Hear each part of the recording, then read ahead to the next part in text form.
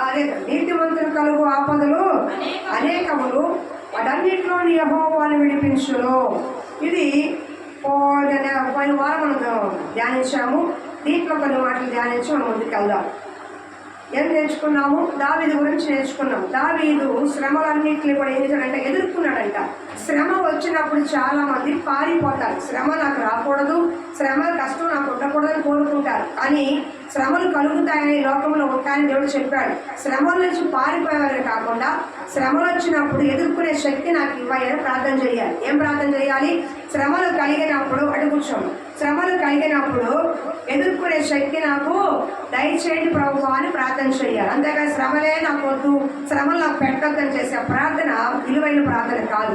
యేసు ప్రభు వారు కూడా సిలువ శ్రమలో ఎంతో అనిపించాడు. నాకు వద్దని చెప్పను, ఆయన ఆహ్వానించాడు. ఆ శ్రమని ఆహ్వానించాడు. శ్రమలు వస్తాయి, కష్టం వస్తుంది, కానీ కష్టంలో దేవుడు తోడుగా ఉంటాడు. కాబట్టి నాకు శ్రమలు పెట్టద్దు, కష్టమే రావద్దని ప్రార్థన చేయద్దు. కానీ ఆ కష్టంలో నీ కొరకు నిలబడాలి ప్రభువా, ఆ శ్రమంలో కూడా నీ కొరకు నేను నిలబడాలి ప్రభువా అని దావీదులాగా ప్రార్థించినప్పుడు మనము కూడా ఆ శ్రమలన్నింటిలో మనకి దేవుడు తోడై ఉండి ఎప్పుడు ఏ విధంగా విడిపించాలో, ఎప్పుడు ఏ విధంగా ఆశ్రయించాలో దేవుడు చూసుకుంటాడు.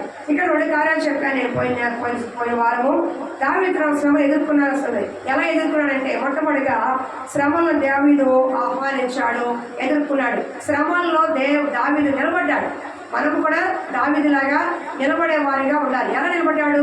ఒకటి శ్రమ వచ్చినప్పుడు ఎదుర్కొన్నాడు, పారిపోలా, సన్నగిలిపోలేదు, నిశ్శబ్దంగా ఉండలేదు, నిరాశపడలేదు, సనగలేదు, కొనగలేదు. కానీ ఆ శ్రమల్లో ఎదుర్కోవడానికి సిద్ధపడ్డాడు. అందుకే నా ప్రాణమా నువ్వు ఎలా కృంగి ఉన్నావు, నా నా నా హృదయమా నువ్వు ఎలా కృంగి ఉన్నామని మాట ఉన్నది. చూడండి ఒకసారి,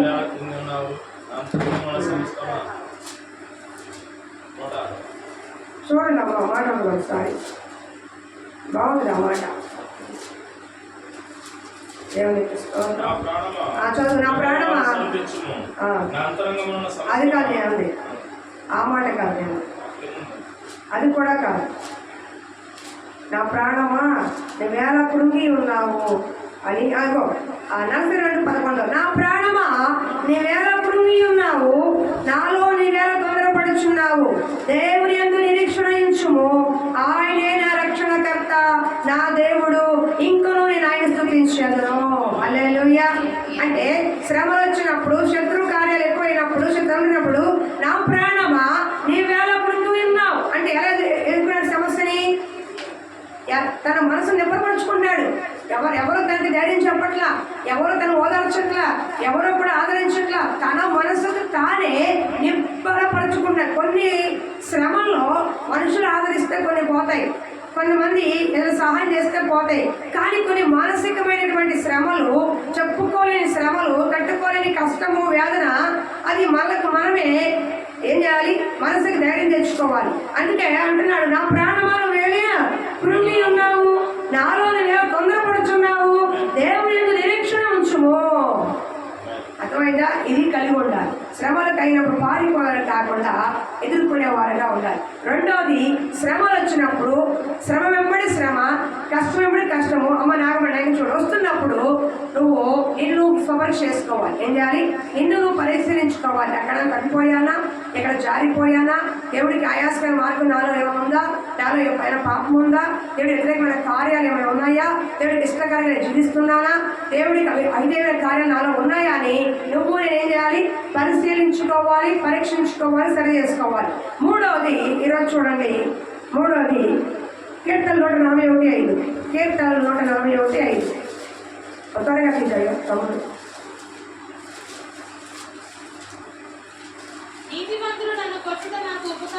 141:5. సారీ అమ్మా, నేనే పొరపాటు చెప్పాను. ఇది అమ్మా 119:97 అమ్మ, 119:50, 119:97. ఈ ధర్మశాస్త్రము నాకెంతో ప్రియముగా ఉన్నది, దినమెల్లా ధ్యానించుచున్నాను. 119:50. నీ వాక్యము నన్ను బ్రతికించి ఉన్నది, నా బాధల్లో ఇదే నాకు నెమ్మది కలిగించుచున్నది. వినడమ్మా, మనం పాట పాడతాంగా, నీ వాక్యమే నన్ను బ్రతికించెను, బాధలలో నెమ్మదినిచ్చెను, నీ వాక్యమే నన్ను బ్రతికించెను.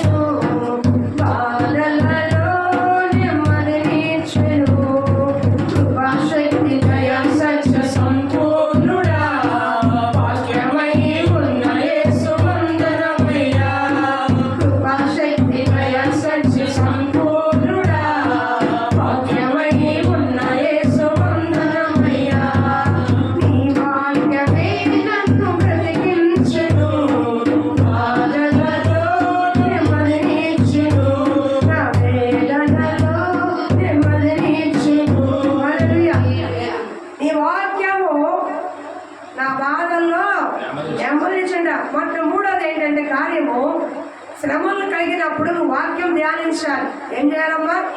వాక్యము ధ్యానించి. 119:97 చదువు. 119:97. సమయం తక్కువగా ఉంది, త్వరగానే ముగిస్తారు. మళ్ళీ వచ్చి మనం కొనసాగిస్తాం.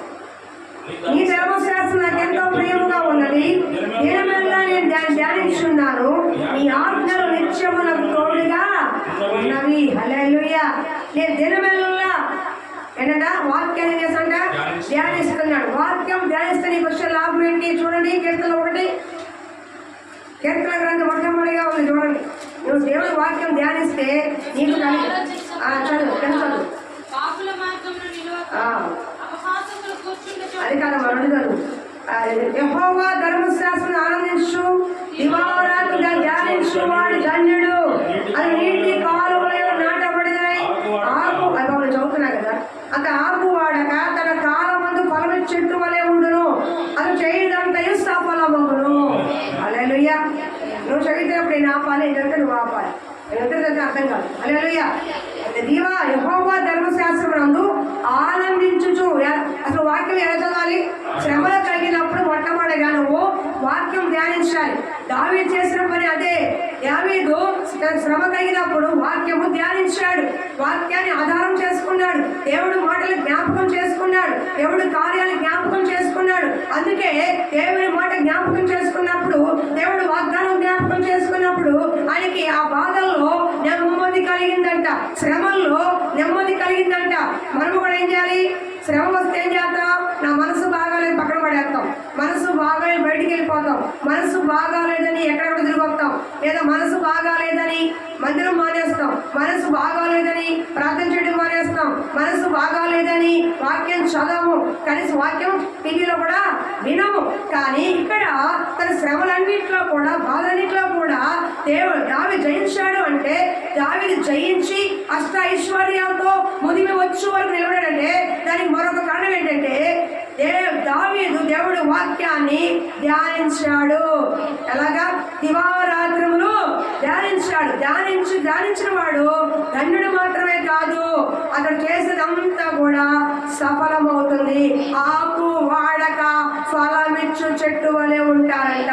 నీటి యోరు నాటబడిన చెట్టు ఎంత పచ్చగా ఉంటుందో మీ జీవితాలు, మీ ఆత్మీయ జీవితాలు అంత పచ్చగా ఉంటాయని అర్థం.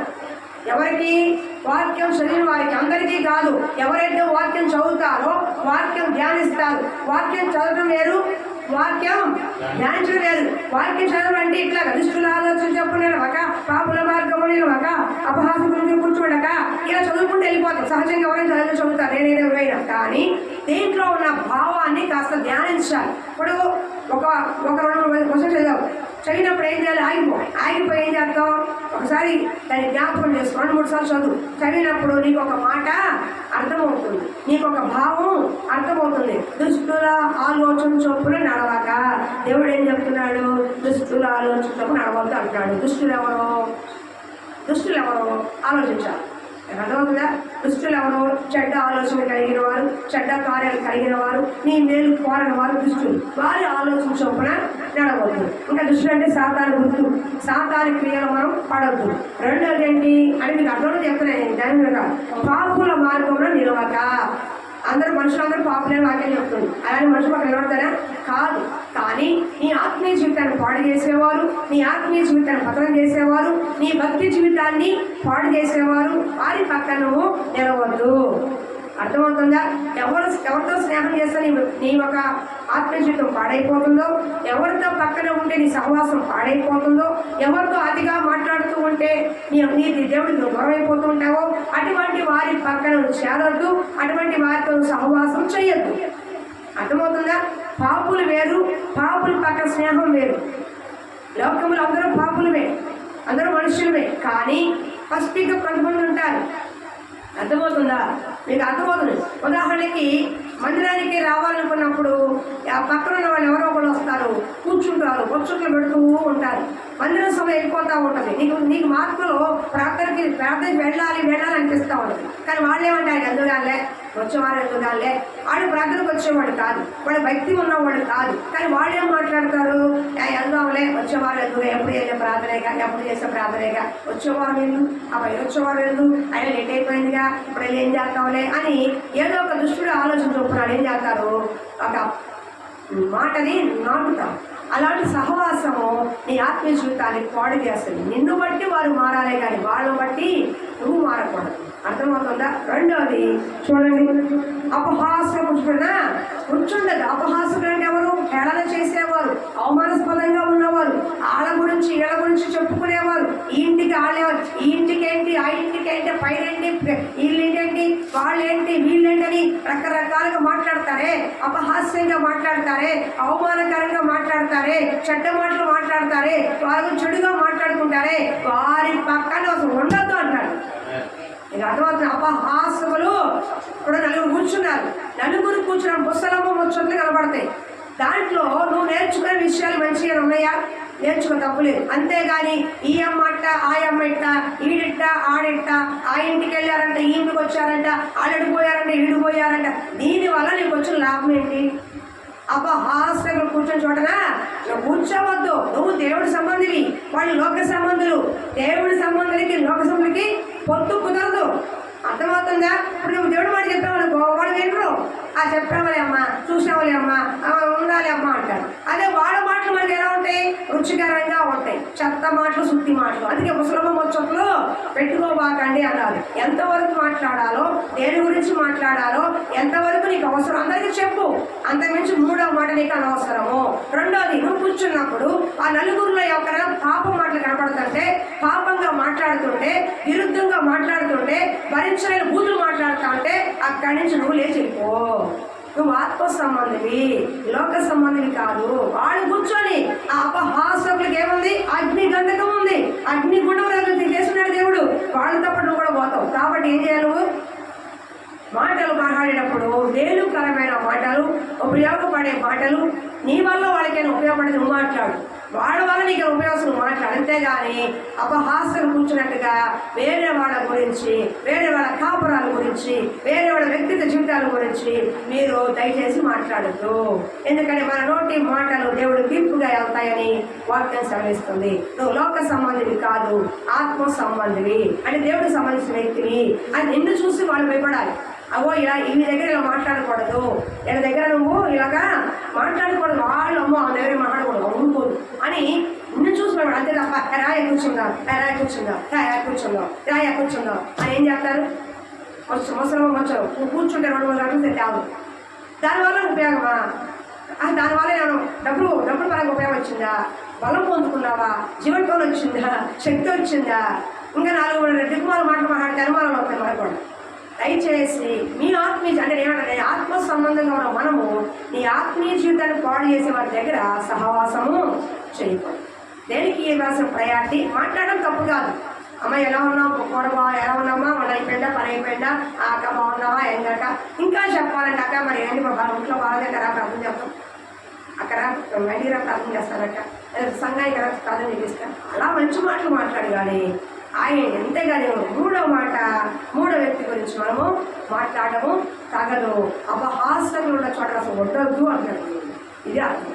ఇంకా చాలా అర్థాలు ఉన్నాయి. అంటే వాక్యము ధ్యానించడం అంటే చెప్తున్నా, ఇంకా లోతుగా చాలా విషయాలు నేను పెద్దని చెప్పండి అర్థం అవడం కోసం.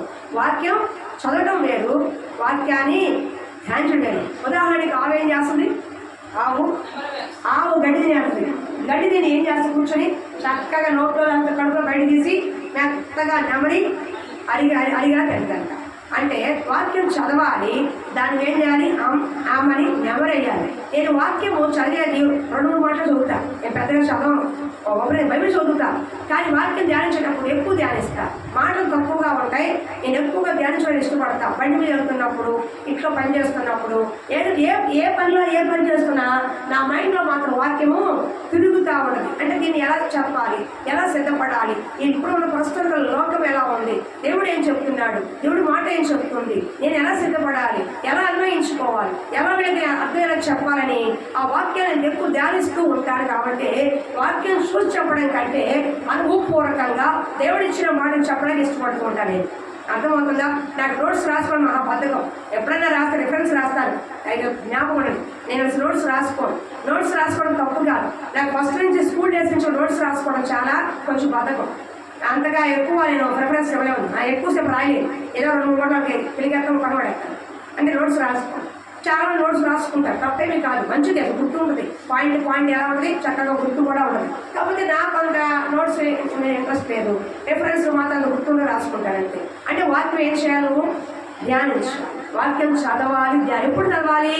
బాధల్లో ఉన్నప్పుడు, కష్టంలో ఉన్నప్పుడు, ఇబ్బందిలో ఉన్నప్పుడు, నీ ఆలోచనకి పరిష్కారమే లేనప్పుడు ప్రభువా అని బైబిల్ తెరిచి, ఇదిగో నా పరిస్థితి ఎలా ఉంది, నా సమస్య ఎలా ఉంది, ఏం చేయమంటావు ప్రభువా అని ఏం చేయాలి? వాక్యం ధ్యానించాలి. ఎప్పుడైతే వాక్యం ధ్యానిస్తూ ఉంటావో నీకు గ్రహింపు వస్తుంది. నువ్వు బైబిల్ చదివితేనే నీకు గ్రహింపు వస్తుంది. ఏం గ్రహింపు వస్తుంది? ఏది మంచి, ఏది చెడు, ఏది ఉత్తమము, ఏది అపవిత్రము, ఏది లోకములో సత్యము, ఏది అసత్యం అనేది ఎలా తెలుస్తుంది? సేవకులు చెప్పంగానే నమ్మొద్దు. వాక్యము తీయి, పరిశీలించు. పౌలు గారు చెప్పినప్పుడు ఆ పన్నస్తులు లేఖనాలు పరిశోధించారు. ఆ విధంగా ఉన్నాయా లేవా అని చూసుకున్నారు. పౌలు గారు వాక్యం చెప్తున్నప్పుడే అలాగే ఉన్నాయి, నిజం చెప్తున్నాడు అని అన్నారు. ఈ రోజున సాతాను వాక్యాన్ని వక్రీకరిస్తుంది. ఏది సత్యమో ఏది అసత్యమో మీకు తెలియట్లా. చూడండి ఈ రోజు ఎలా ఉందంటే, నిన్న మొన్న చెప్పాను నేను ఈ తమ్ముడికి, తీసావు కదా వాక్యం, అబద్ధ బోధ, దెయ్యం బోధ అని.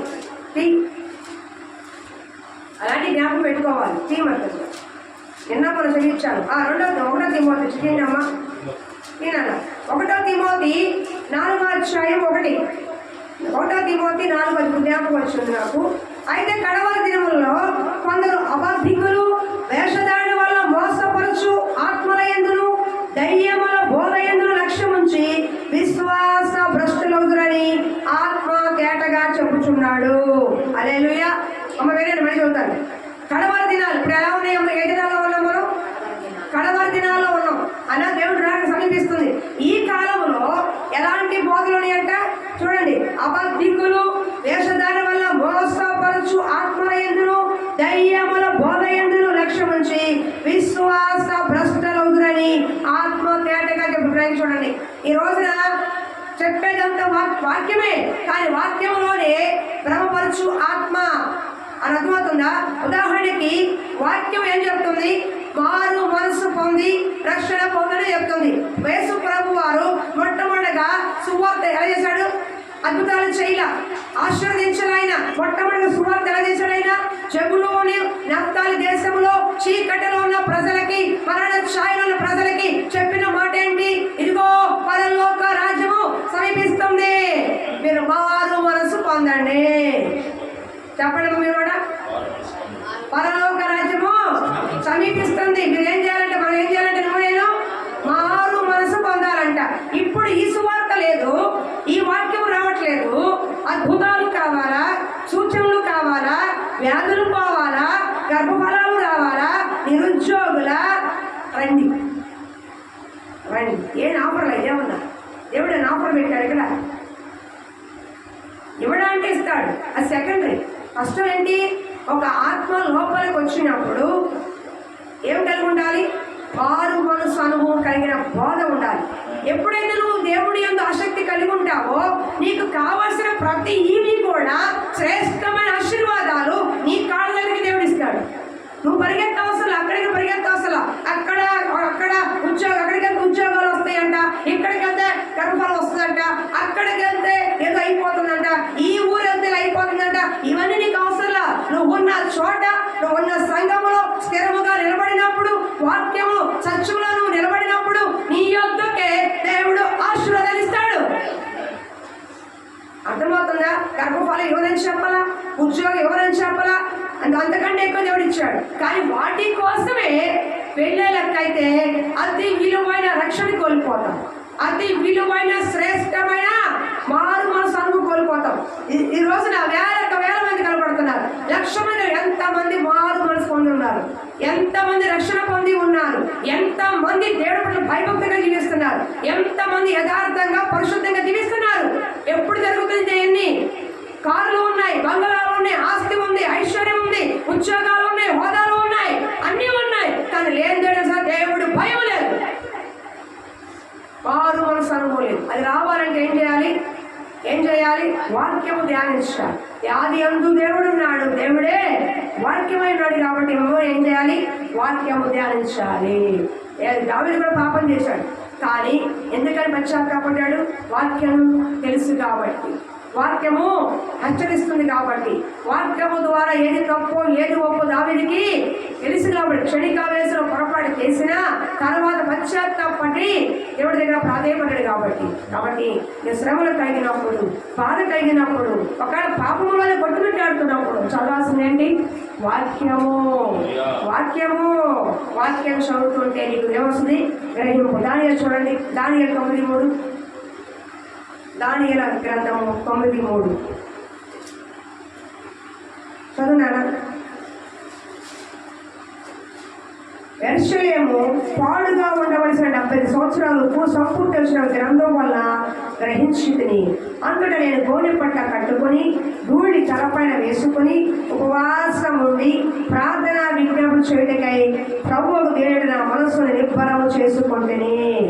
హల్లెలూయా. ఇక్కడ ఏమంటున్నాడు? యెరూషలేము పాడుగా ఉండవలసిన 70 సంవత్సరములు సంపూర్ణమని గ్రంథము వల్ల గ్రహించితిని.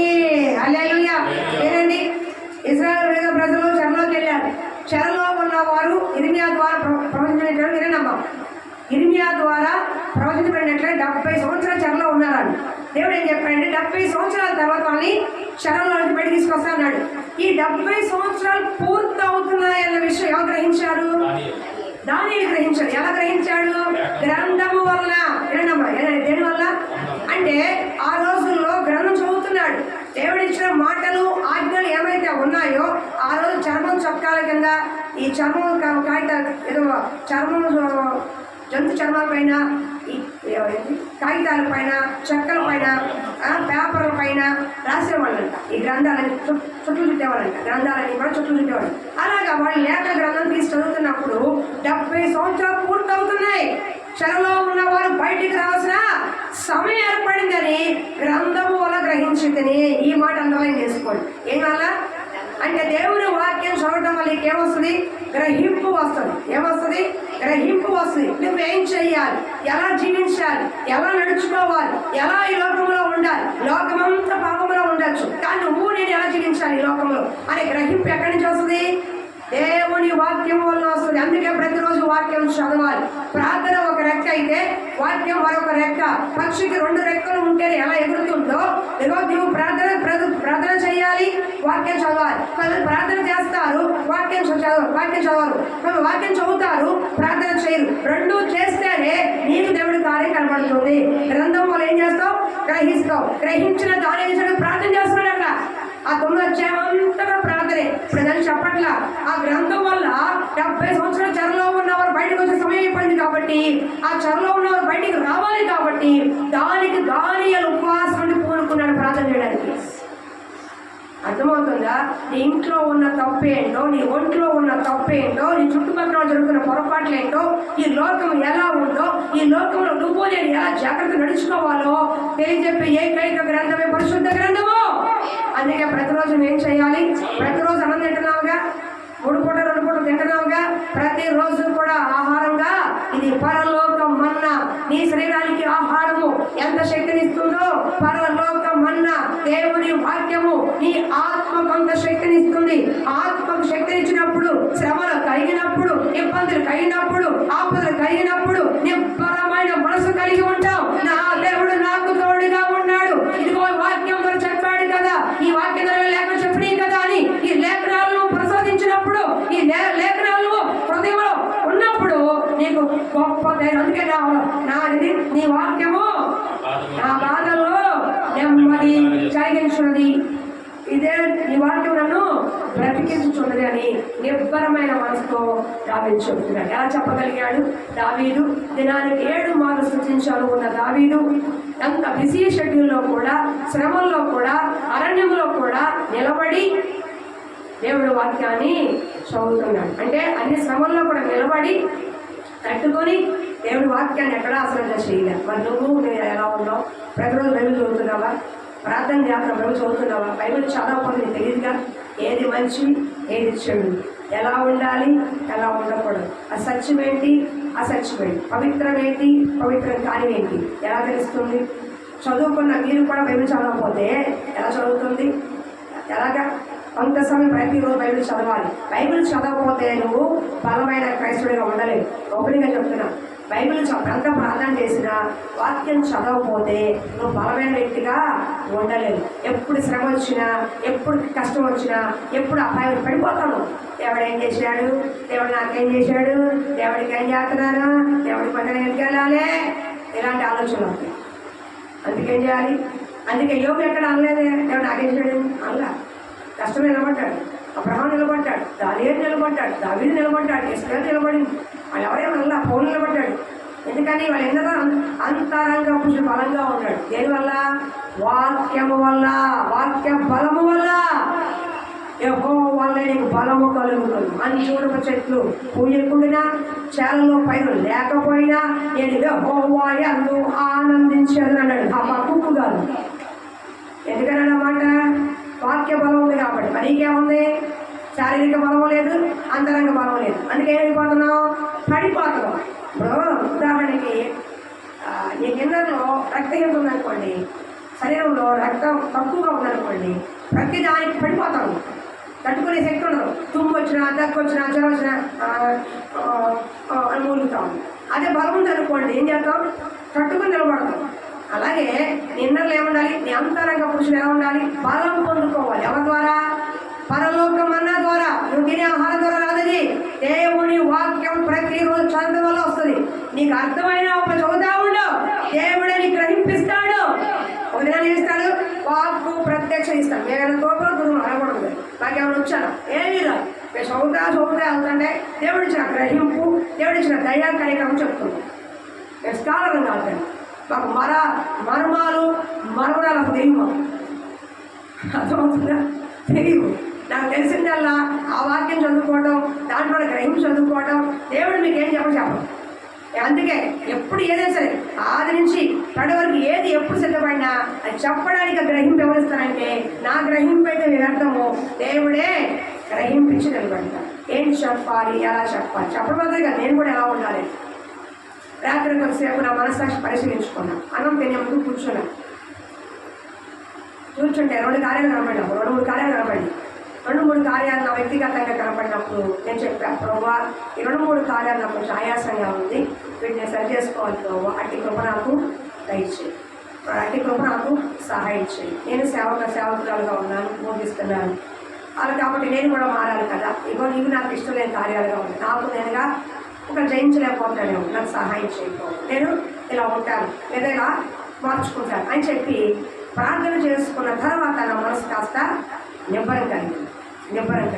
అప్పుడు తర్వాత 10:30కి ఎప్పుడో కాస్త అల్పాహారంగా భోజనం చేసి పడుకున్నప్పుడు 12:30 అయిపోయింది. నాకు చెప్తున్నా, ఎందుకంటే వాక్యము మనకి ఏం చేస్తుంటే మనస్సాక్షి గట్టింపు చేస్తే ఏది తప్పో ఏది ఒప్పో అది ఏం చేస్తే మనసులో పుచ్చుకుంటుంది.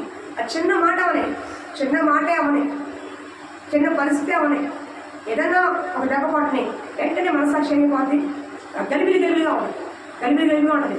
పని చేయనివ్వదు, కూర్చొనివ్వదు, ప్రార్థన చేయనివ్వదు, వాక్యం చదవనివ్వదు, సిద్ధపడినివ్వదు. ఏంటో తెలియని ఏదో తెలియని ఒక పొరపాటు చేస్తాను ఇన్నర్ ఫీలింగ్ కలుగుతుంది. ఎప్పుడైతే కాసేపు పక్కన పెట్టి పోవా ఇదిగో ఇట్లా ఉన్నాయా పరిస్థితి చెప్పామో అప్పుడు మనసు నిబ్బరం కలుగుతుంది. వాళ్ళ ముందు ప్రధానంగా దేవుడు మనకి సహాయము చేస్తాడు. కాబట్టి శ్రమల్లో ఉన్నప్పుడు, ఆపదలో ఉన్నప్పుడు, ఇబ్బందుల్లో ఉన్నప్పుడు పారిపోయే వ్యక్తిగా కాదు. నేనేం చేయాలి? ఒంటరిగా కూర్చున్న వాక్యం చదువు. ఒక చదవలేకపోతే నాకు కూడా ఏం చేయాలి? ఈ టీవీలో వాక్యం విను, నీకు కావాల్సిన మాట సూటిగా దేవుడు నీతో మాట్లాడతాడు. అక్కడ ఎవరు మాట నీకు అనవసరం. నీ బాధ ఏంటో దేవుడు తెలుసు. ఆ వ్యక్తి ద్వారా నీతో దేవుడు మాట్లాడతాడు. ఎందుకంటే మాట్లాడేది దేవుడు కాబట్టి. అందుకని ఏం చేయాలి? యాకోబు రాసిన పత్రిక ఏంటి? యాకోబు రాసిన పత్రిక 5వ అధ్యాయం 13 చదువు. మీలో ఎవరికైనా శ్రమకు సంబంధించిన అతడు ప్రార్థన చేయవలను, ఎవరికైనా సంతోషం కలిగిన అతని కీర్తనలో పాడవని. ఇంకోదమ్మా, మీలో ఎవరికైనా శ్రమ సంబంధించిన అతడు ప్రార్థన చేయవలను, ఎవరికైనా సంతోషం కలిగిన అతని కీర్తనలు వాక్యము చదవవలను. కీర్తనలు కూడా వాక్యమే కీర్తనలు. అర్థమవుతుందా? ఏం చదవాలంట? శ్రమ కలిగితే ఏం చేయాలి? ప్రార్థన చేయాలంట. కష్టం కలిగితే ఏం చేయాలంట? వాక్యం చదవాలంటే. ఈ 2 కార్యాలను చేయండి. దావీదు చేసింది అదే. కష్టకాలంలో పారిపోయే వ్యక్తిగా లేడు. కష్టకాలంలో దేవుడు సడగల గొడుగల ఏది కోల్పోయినా దేవుడిని కోల్పోలేదు. ఏది కోల్పోయినా, ఆస్తి కోల్పోయినా, అంతస్తు కోల్పోయినా, ఏది కోల్పోయినా సరే ఆఖరి పొరుగు కోల్పోయాడు. చీమి తిరుగుతా ఉంటే రాజుకి తన పొరుగు పోయింది. అయినప్పుడు కూడా ఏది దేవుడిని కోల్పోవాలి. నీ జీవితంలో ఏది ఉన్నా లేకపోతే ఎవరు కలిగి ఉండాలి?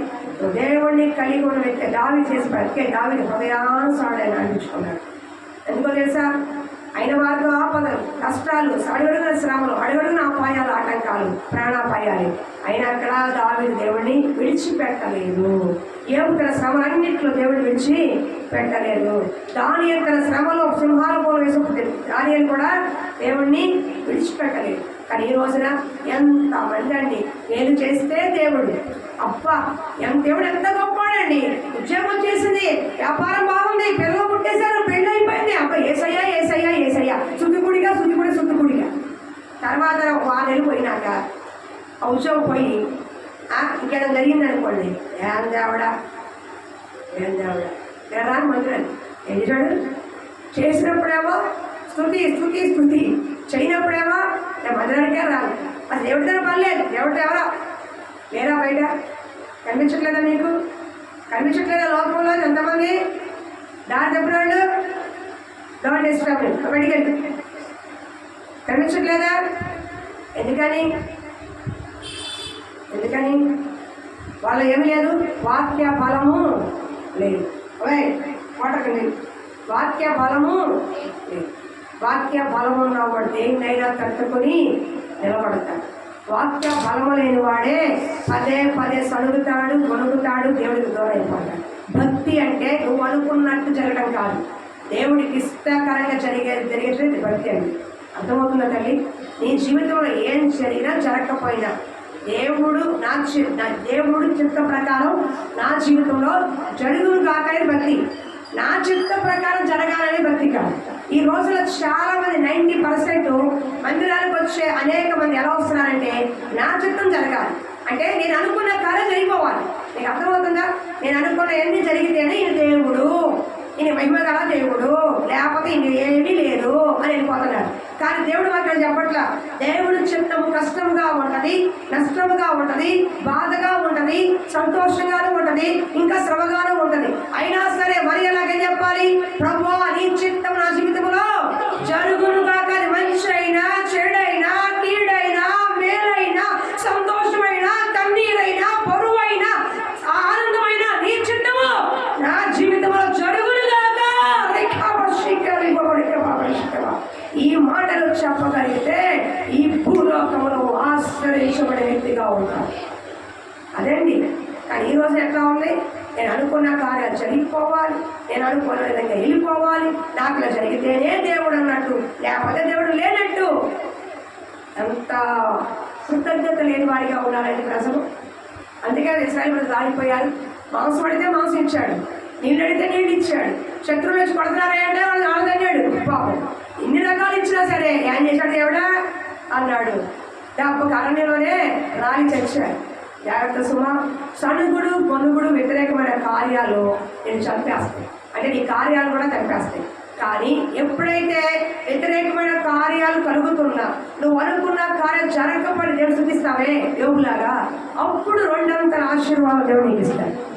ఆయన ఆశ్రయించే దేవుడు, కానీ అలా పరిశీలించి పరీక్షించే దేవుడు. ఒక చిన్న పిల్లకి 100 రూపాయలు కూడా ఇవ్వక అమ్ముతున్నాడు. అది కప్పిన కిన్ను కాడ కింద బందాడు. అది పేరు ఏంటి? రెండవ పేరు అది శ్రీకాంత్ కిన్ను. ఆడికి 500 నోటు ఇస్తాను. నేను ఏం చేసుకుంటాను చెప్పు?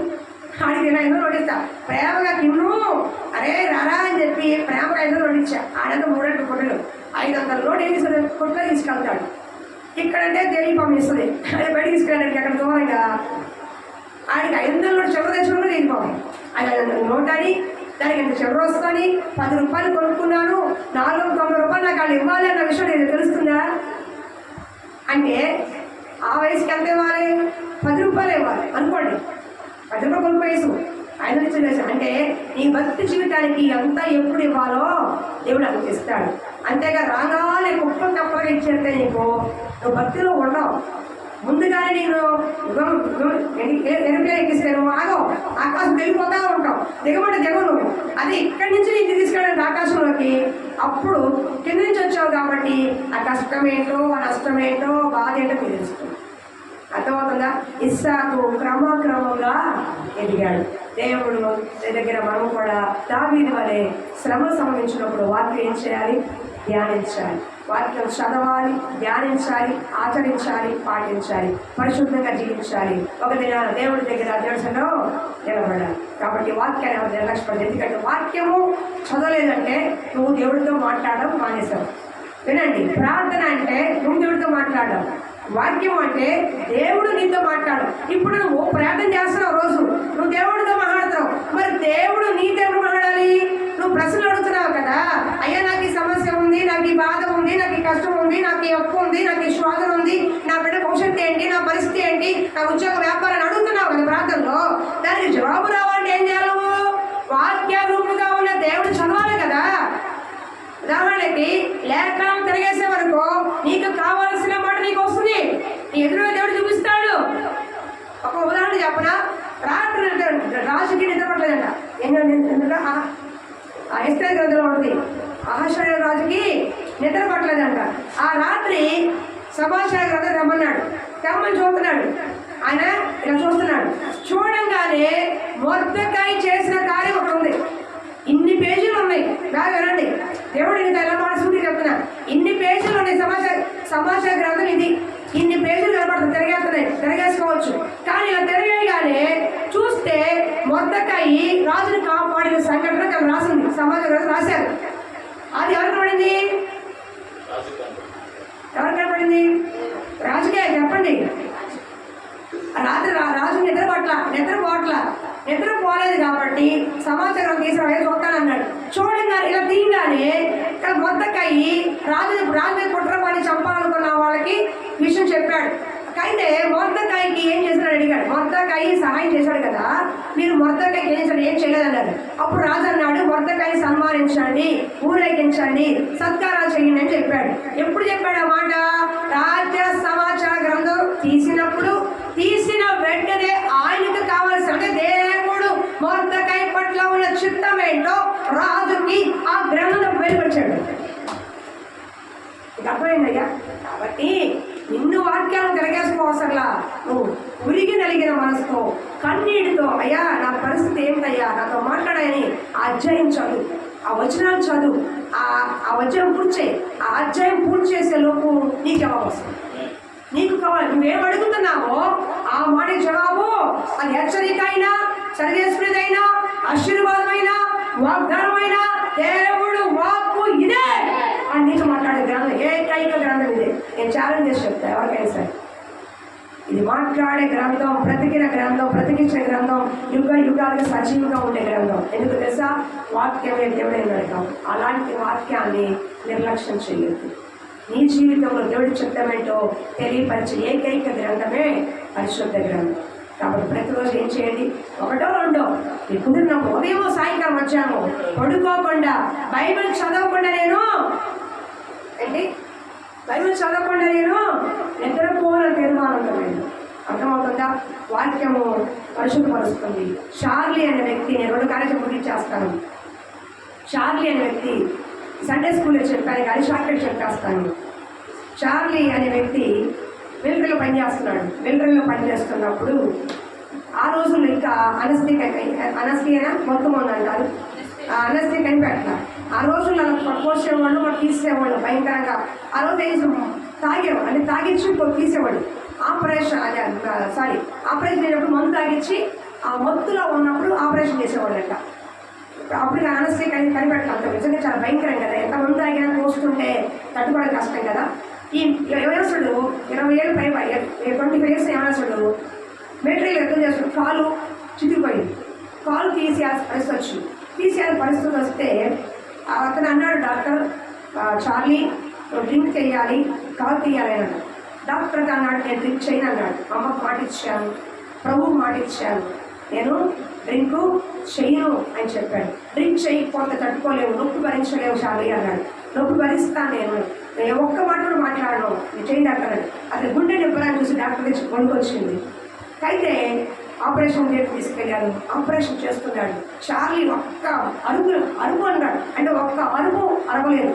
ఒక్క గట్టిగా క్యాబ్లో ఇలా వేళ మీద లెక్కలేసుకుంటాడు. వేళ మీద అంటున్నాడు.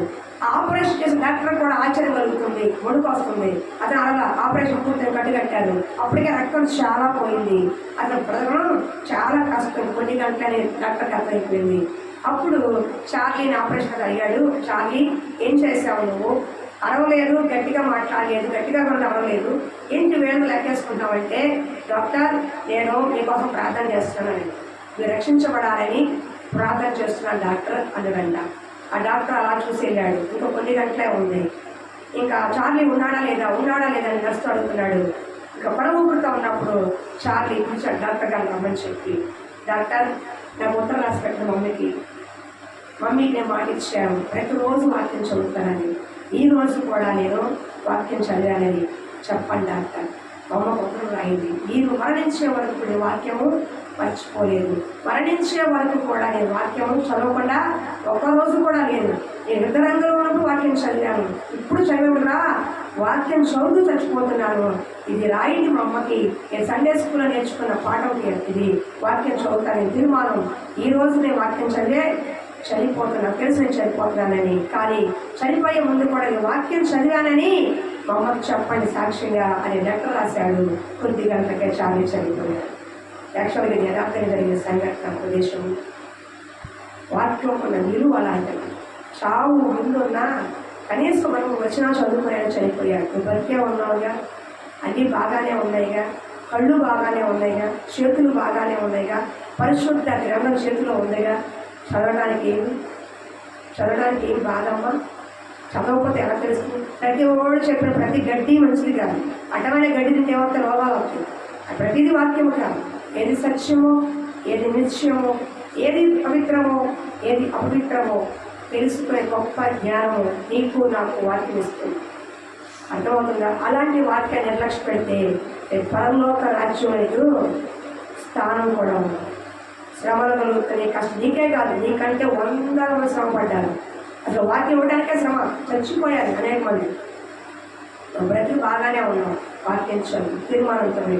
నాకు ఏ కష్ట నష్టం వచ్చినా, ఏ బాధ వచ్చినా, అసలు మనసే బాగోపోయినా, ప్రభువా ఈరోజు మొదలుకోలేను ప్రార్థన చేసే వాక్యం చదివే నేను నిలుస్తాను, లేదా వాక్యం చదివైనా పడుకుంటానయ్యా, వాక్యం చదవకుండా నా రోజు నేను ముగించునని తీర్మానంతో వెళ్ళావా, ఈ వాక్యం నేను వెలిగిస్తుంది. నువ్వు చేసే ప్రతి కార్యం సఫలపరుస్తుంది, నేను గొప్ప చేస్తుంది, అనేకుడిని గొప్పగా నిలబెడుతుంది. నన్ను గణపరచు వారిని నేను గణపరుస్తాను. దేవుడిని గణపరచాడనగా వాక్యం. దావీదుని దేవుడు గణపరిచాడు. ఎక్కడో గొర్రెలు కాసుకున్న వాడిని దావీదుని రాజుగా, చక్రవర్తిగా, అష్ట ఐశ్వర్యాలతో ఉదివి వచ్చి వరకు గణపరిచాడు. ఆ ఘనత నీకు కావాలంటే శ్రమలో ఉన్నా, కష్టంలో ఉన్నా మందిరాన్ని విడవద్దు, వాక్యాన్ని విడవద్దు, వాక్యం గ్రహింపు విడవద్దు, వాక్యం చూడడం మానద్దు. ఈ తీర్మానం వెళ్తావా? తీర్మానంతో నిలబడాలి. ప్రార్థన చేసుకుందాం. పాల వంటిది